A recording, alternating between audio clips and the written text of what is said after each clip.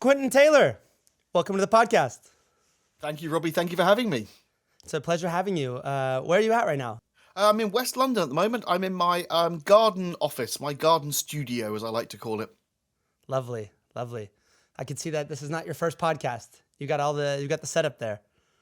Yeah, well, I kind of, during lockdown, what else was there to do apart from podcast and whatever else?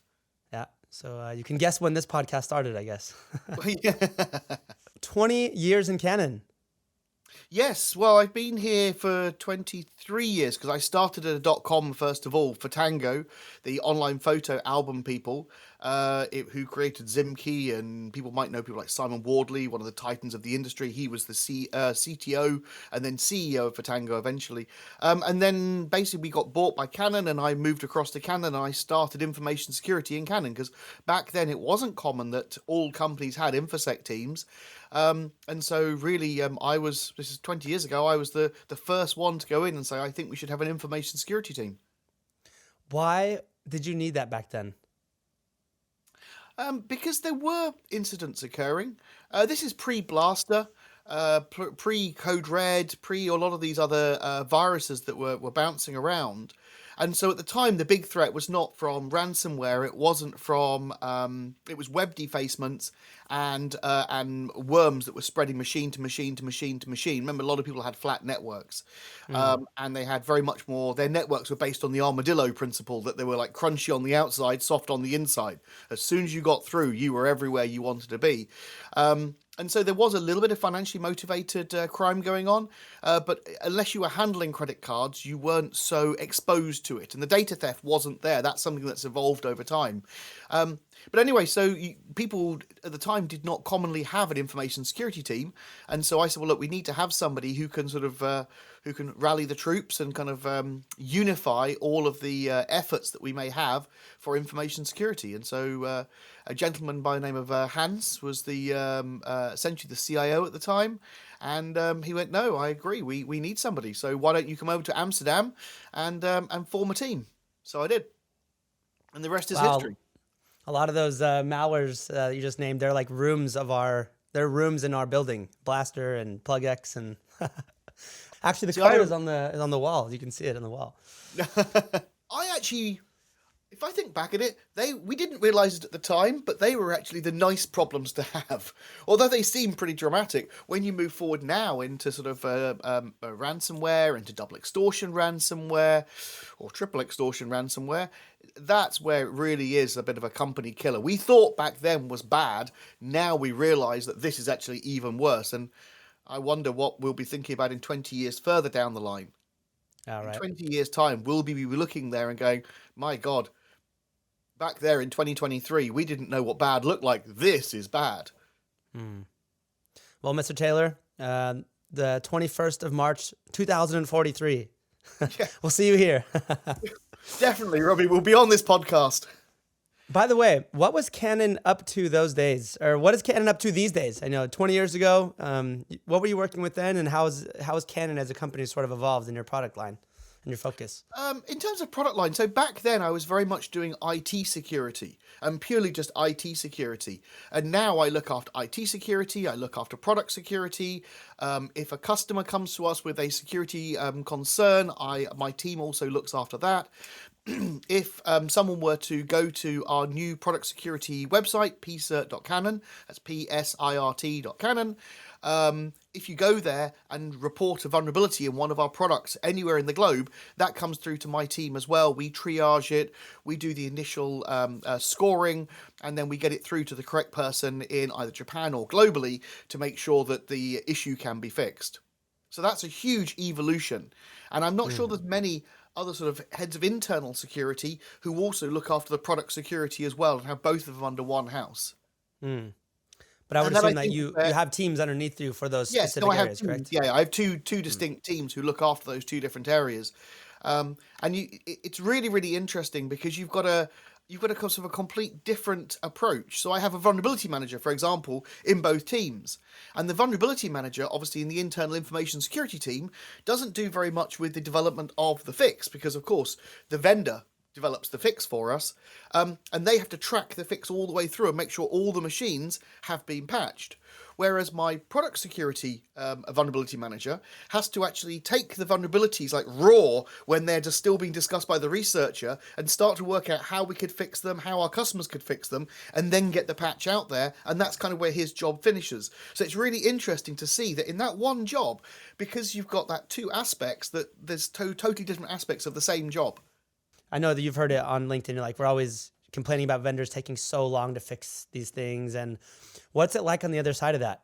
Because you actually know what it takes to fix it, right? There's a lot of things to think about. Like what's it like on your side of the fence? Well, so you get a whole mixture of researchers. You get some of them which are like super professional. We've had researchers who kind of come in and they say, well, could we help you fix it? And you go, well, I'm sorry, but we're not actually allowed to take any fixes from you for IP reasons, but no, thank you very, very, very much. And we've had researchers who come in with one vulnerability and we end up talking to them and having a call with them, and then they go, this is more than one. You go, yeah, it is actually. You might want to look down here where they've made assumptions on certain things because they've only had one or two products, and we've said, oh, actually, when we tested that issue actually exists over here as well. So you can kind of expand the scope, and so we can work really, really well with them. Sometimes you get the odd researcher who comes in with either something that isn't a vulnerability, but they think it is, but actually it isn't, or they overblow it and they say, oh, that must be this scoring. I don't agree with your scoring. But it's all about just negotiating with people and just making sure they understand that that where it is. But in terms of the fix and the length of time to fix, there's a lot of moving parts and it depends upon the product. And you can have an awful lot of different people who need to be involved to fix a product. Because it's not just about fixing that particular issue. It's about fixing where that issue came from, and there may be lots and lots of other products that depend upon that particular one. And especially when you've got customizations in different regions, you really, really can be talking about a long amount of time. But I'm happy to say most researchers, so long as you explain to them where you are, what you're doing, what the problem is, they're completely happy. What they don't want is silence. And we find that going back to them and saying, "Hey, look, with the security team, we're able to have this very value-based conversation." And sometimes we'll bring the local teams in as well, especially if we can bring in one of the Japanese development teams and have sort of like a three-way conversation. That can be incredibly valuable for all sides because you can really explore an issue with the person who actually wrote the code on the product. What's your product line looking like? You do a lot, a huge amount of things. Yes, we do everything from the cameras, from the mirrorless cameras. There's an if you're watching some video, there's an EOS R6 right behind me on a tripod. Pretty cool. And then we do the printers, we do business services, we do obviously the business line of printers, the home line of printers, we do the chip fabrication, we do the wide format printers. With Canon production printing, there's even a printer which is about 110 meters long, I think it is. It's obviously not one printer, it's lots of modules that get bolted together. That's really quite cool. But everything apart from calculated vision is internet connected. All of the printers are internet connected, and we've really done a huge amount on Office IoT. So a lot of people forget about the huge risk around Office IoT. So you would never, ever, as a corporate, you'd never let one of your users come in and plug a server in and connect it to the internet. Ever. That'd be verboten. That'd be a silly idea to do. And yet we talk to people and say, but why did you just allow someone to go and plug a printer in and connect it to the internet? Because it's a server as well. It's running, has a CPU, it has an operating system you might recognize, it has storage, it's a server. So that's what we're trying to say to a lot of IT departments is, be aware of the fact that you want to control this. You want to own this because you want to be able to manage the risk, and all of the risk is manageable. And there's also then security advantages. So my team has put things in place. So for example, the printers can actually send logs into your SIM. So you may have a security event management system. Well, why not get the logs from the printer? Because that then gives you contextualization of like where people are. So you can then say, oh, Quentyn just logged into the printer with his access badge using My Print Anywhere. Well, that means he is on the third floor. That means any alerts from Quentyn, well, we know physically he's on the third floor. Now, of course, you need to make sure you're allowed to do this, but that then means you can start to tune your SIM or tune your alerts brilliantly because you know exactly where someone is, you know roughly what they're doing, and therefore anything else that isn't that isn't them.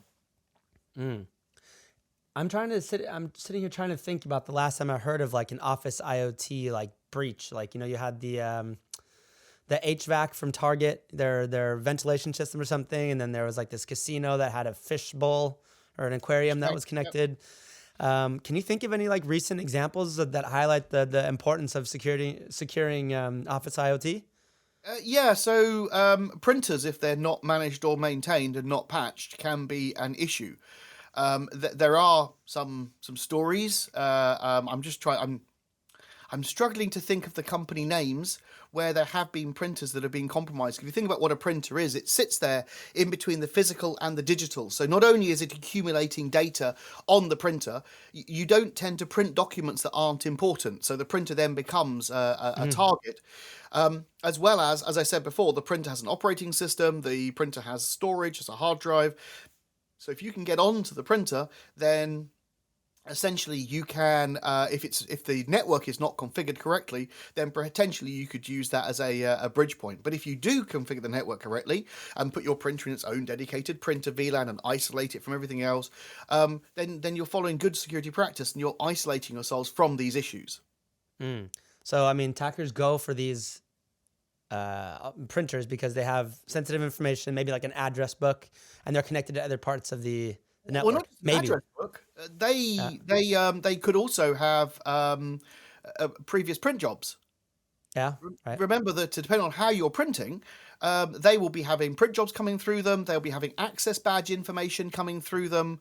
So there's lots of sensitive information that sits on there, as well as they'll probably have cache credentials for Active Directory on there, because you will be able to automatically scan a document and upload it to your network shares, or automatically email it. So you'll have a lot of sensitive data. So there's not only the print jobs themselves that are knocking about, and the scan jobs themselves that could be knocking about on the printer, but you've also got all the other ephemeral data there as well. And unfortunately, I mean, some people don't realize this, and although we do try and do education, they connect their printer directly to the internet, and that really is, that's a very risky strategy to connect things directly to the internet, especially if you've misconfigured it without passwords. That is potentially a huge problem. Yeah, and I'm just sitting here thinking about it while you're speaking, like the amount of what I do with printers, right? Signing agreements, and they're all sensitive stuff. You only work with the printer unless it's important, right? Exactly. And I never, ever thought around the security around it. Thankfully, I work for a security company, so hopefully somebody does. And it's about end of life as well. So it's not about just during life. It's about at the end of life. Printers are an interesting piece of equipment that a lot of people tend to lease them rather than buy them outright, which is fine. But you need to make sure and be asking your vendor, once that printer goes back at the end of its lease, what happens to the hard drive? What happens to everything else in that printer? Ask those questions. Make sure that you actually have the ability to be able to retain the hard drives. You would never decom a load of servers out of your data center and just let the recycling company take everything. You would normally say, no, hard drives out, chip them on site, and then you can have the rest. That would be a very, very standard procedure. And yet we hear about people saying, I didn't know I should have been doing the same with my printers. It's like, yes, so treat them just like you would do a server and say to your printer vendor, I'd like to retain that media. I'd like to retain those hard drives, even if it costs you extra money, just because you do the same with your servers. So do the same with your printers. In your experience, are those sort of vendors, are they actually thinking of these things for us or no? A good vendor should ask you about data retention at the beginning of the contract. Yeah. If it's managed to slip through the net, then as a customer, ask the vendor and say, hey, and don't wait till the end of the contract. Ask today, ask now, what happens to those hard drives? I know they're encrypted, but you may want to make sure that the data is actually secured. I know they're encrypted. Depends on what you've got. That was one of the things that my team pushed for years and years and years ago, was that encryption should not be on the printers, should not be a priced in option. It shouldn't be something you have to pay for. It should just be there by default. Everyone should get this. But again, not all printers from all manufacturers do this. But even if they are encrypted, make sure that you retain the media. Good tips there. How do attackers find these vulnerable devices? Is it they just use Shodan or? Yeah, I mean, if you just use Shodan, you can just if you have a device that you know is one you're looking for, you can just go on Shodan. Just go on the port scan a couple of times, grab the banners, and then just go on Shodan and just start searching for the banners, and that will allow you to start to find vulnerable devices. Right. And that's not just printers, right? That's all the other Office IT Oh, all the sort other of span. office, yeah. And let's be honest here. When the NSA had their Vault 7 leak, where they had all of the different exploits for all of the different tools released, obviously we never got the exploits themselves, thank God. But what we did get was the manifest. We got the directory structure, so you could see what kind of exploits they had available, and the amount of Office IoT that was included in there was awe-inspiring. And why was so much Office IoT in there is because it's often sitting on the network.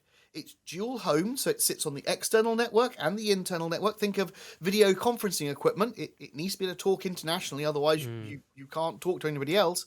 And often it's not managed and maintained properly by the IT department. There's a third-party vendor they speak to, or facilities manage it. And that's one of the areas I see with printers. When I first started working in IT years and years and years ago, mobile phones, physical desk phones, were used, for some of your younger listeners, we used to have desk phones on our desks.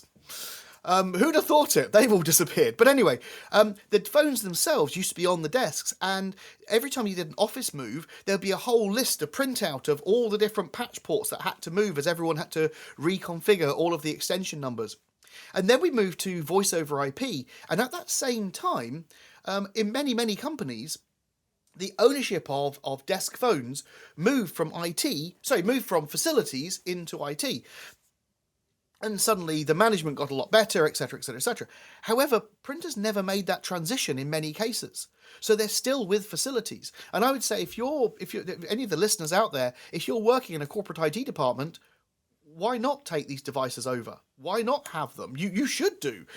As I said, you'd never let someone plug a server into your desktop network and connect it to the internet. And yet, if you don't manage the printers, you are allowing them to plug printers in, which are servers, and then talk to the outside world. So what's the ideal approach for addressing these sort of issues, not just with printers, but with all IoT? Like, what are some of the good examples that you've seen? Know your perimeter. You already mentioned Showdown. Other tools are available, I think, but I tend to use Showdown because it's easy and I've been using it for years. Understand what your perimeter looks like. Make sure you get a good outsider's view of your perimeter. You can contact an external security company. Heck, you can even contact Canon, and we can do this for you with Office Essentials. Office Health Check, you can actually then get a complete view of your external network as an attacker would see it. What's exposed, what's not exposed. Remember, especially with next generation firewalls and how they might have been configured by different people over time, it's easy for suddenly going, oh, hang on a second, I don't know that VLAN was internet exposed, or hey, hang on a second, there's something being punched through there, or something else I've also seen as well, which is where someone has a legitimate need for a server and they have a port address translation or a network address translation coming through the firewall, and then someone else decommissions that server, and of course there's no problem. They forget to tell the firewall team, oh, by the way, I've decommissioned that server. Well, no harm, no foul. Someone else then comes along innocently, 3-6 months or whatever it is later, brings a server up on the same IP and forgets the fact it's now inherited all of the firewall rules from whatever was sitting there before it. That thing gets compromised, lather, rinse, and repeat. So it's really, really important at a regular basis, not just as a one-off, but at a regular basis, you do a complete scan of your network. And there are services out there that will allow you to say, do me a Delta report. I've got my network in a good state. Do it every so often. If you see anything that's different to what I've accepted in like a month ago or 2 months ago, let me know and I'll then focus in on those particular things. And we do that internally. And occasionally you just go, why did that appear on the internet? It appeared 3 days ago. I want it off immediately, but I also want to know how did it appear? And when you go through, there's always a legitimate reason why something happened. There's always but in the big network we've got like 250 something sites with large amounts of moving parts, but a centralized IT team, sometimes mistakes happen or assumptions get made, and then there's a whole chain of events, and then something's put somewhere it shouldn't have been put. Right. So I actually talked to one of my colleagues who did some activity with Canon. I understand he pen tested an office or a printer environment. Yes. And he said a lot of the same things you were saying, like, there was a lot of interesting stuff on there. You could tell that they hadn't hardened it. One of his questions for you was like, why was it so difficult? Is it so difficult to send these devices pre-hardened? or is that why is that so difficult from your side as a vendor and It's for all not. the other vendors out there? Yeah, it's not. It's difficult. It's the fact that one person's hardened is another person's not working. So the Mm, printers support a whole range of different protocols because they're installed in all different. We've got printers installed in everything from like government networks where the printers are massively locked down and are in and never ever see the light of day ever again, through to sort of like university and school networks and then municipality networks, and they're all different flavors and all different things and all different protocols and different things that are being used. So we say it's actually up to the customer to understand what is it that they want to do, and there is a device hardening service where we take your policies as the company's policies and we say, right, what it would be appropriate as the setup for your particular environment. And mm, that's what we're asking is for customers is ask your print vendor, how could you do this? How can you help us? How can you help us be more secure? How can you make sure that that print network is secure? Because, as I say, the printers come out and they're designed to support a whole range of different things because we want to be able to support the most customers as possible. yeah, that makes total sense. That's just customer responsibility. Do you, in your experience, do you find like the customers actually understand that responsibility? I'd say in some cases they do, in some cases they don't. And although you're absolutely right, it's the customer's responsibility. It's the manufacturer's responsibility to make sure the customers understand, and that's Yeah. why we do things like this, and this is why we do so much work with customers to say to them, hey, look, there are services you might want to buy. That hardening is absolutely essential, but you need to ask for it. You've got to initiate it. It's not to say, oh, manufacturer, why was this shipped like this? Like, no. Ask the right questions and say, hey, no, I don't want it like that. I want it. Please advise me as to how it should be set up, and I want it like that. Mm. I have perhaps a dumb question, but I'll ask it anyway. We'll take the buzzword. We'll take zero trust, right? Yep. If zero trust, whatever that means, was implemented in an organization, would this be as important since it would be like, these devices wouldn't be really, there's no flat network anymore?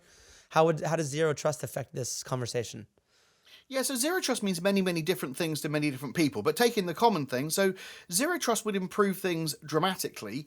But many, many people talk about zero trust, but have a wide variety of different infrastructures in different places. And I think people need to understand that zero trust is it's more of an architectural concept and more of a journey rather than a destination.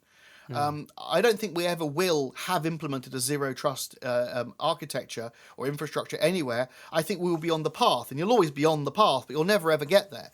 And so I think this is the problem is, yes, it will help out dramatically, but no, it's not a panacea. And I'd say there's a lot of vendors out there trying to sell it as a product rather than saying, actually, no, it's more a concept. And yes, something can adhere to zero trust principles, but it's also about looking at the holistic picture as well. Right. What other services besides hardening does Canon have now that we're there? So there's, I knew you were going to go into these. I probably should end up on the services. So we've got the hardening services, we've got the printer configuration services, we've got media retention services, and then there's also some configuration so these are the security ones, by the way, and then some configuration management services as well. If you've got a large fleet of printers, being able to understand what the configuration is across every single printer, and if someone changes something that could have a dramatic impact on cost or security, be able to revert that back and be able to get alerted the fact that someone in a disparate office has enabled something, turned something off, or done something is really, really important. So they're sort of the four main services that we're pushing to customers. Interesting. What's on your roadmap? Just as like sort of closing thoughts for this episode. What are you going to be using your time on moving forward? I think taking product security to the next level will be not challenging, but it's be where I'm going to be putting a lot of my efforts onto. That's about making sure that we've already got the fundamentals in place. We've got all of the core product focused on and covered. I want to make sure that we take it to the next level in that we have complete coverage of all of the individual bits of product to the level I want them to be covered to. I think the next thing as well will be internally, we'll be able to see new products coming out that either wouldn't have come out or wouldn't have come out in that way without the product security team being behind. Like I said before, with things like encryption in the printers, I want to start to be able to point at things and say, right, that change to the architecture was put in place because the product security team was trying to resolve this big mega problem. I want to be able to sit back and when there's a major issue with a particular class of IoT, to be able to sit back and say, no, that doesn't impact us because 4 years ago we implemented this change, convinced people to do this other thing, and now the entire class of product just doesn't have that particular vulnerability in. That's the next level, when we're kind of like removing issues before they start to come in rather than reacting and fixing. I want to be able to be pre-fixing so that the issues just do not exist in certain areas. Secure by design. Exactly. Thank you for summarizing. Yeah. How do you go about implementing that, though? I think of the word threat modeling because you have to kind of know what may be a problem later, but that's kind of hard to plan for, I guess. Yeah, it's a lot of threat modeling. Obviously, when you start off on the process, there's a lot of low-hanging fruit that you can say, remove that, we don't need that, that's the... And I think it's about going through, and it's a lot of convincing people to do the right thing, convincing people to do the development when there isn't a specific customer need. And this is why I say to people out there, customers, is ask the vendor for things. Don't expect the vendor to sort of go, oh, hang on a second, no one's ever asked for that feature, but I'll put it in anyway. Because at the end of the day, you're a product company. You put in things that your customers want and your customers are willing to buy. And so we say, please, make it be known that you will buy security features, because it makes my life a lot easier. I was at a conference and someone said, but you should just put them in anyway. I went, yes, but we're a commercial organization. And if I say, I really think we should put that feature in because customers would like it. And they go, well, we've spoken to large number of customers and not a single one said that they would buy the product. They would have a higher buying decision because that thing's in there. It's very, very hard to justify why things are in if you don't get customers getting very noisy and saying, hey, I want that and I want that and I want these products to be more secure. How are they more secure? So if you're customers, you can help me out by asking questions of any vendor. Yeah. Well, we appreciate the fact that you come out and illuminate your customer base and the rest of our listeners to why they should care. Thank you. Very much appreciate the social opportunity, responsibility. Robby. Thank you. Corporate social responsibility. Hey, Exactly. Canon. Thank you very much, Mr. Taylor. Thank I'm you. looking forward to speaking to you on the 21st of March, 2043. Brilliant. Put it in the diary now. Thank you. Take care. Thank you.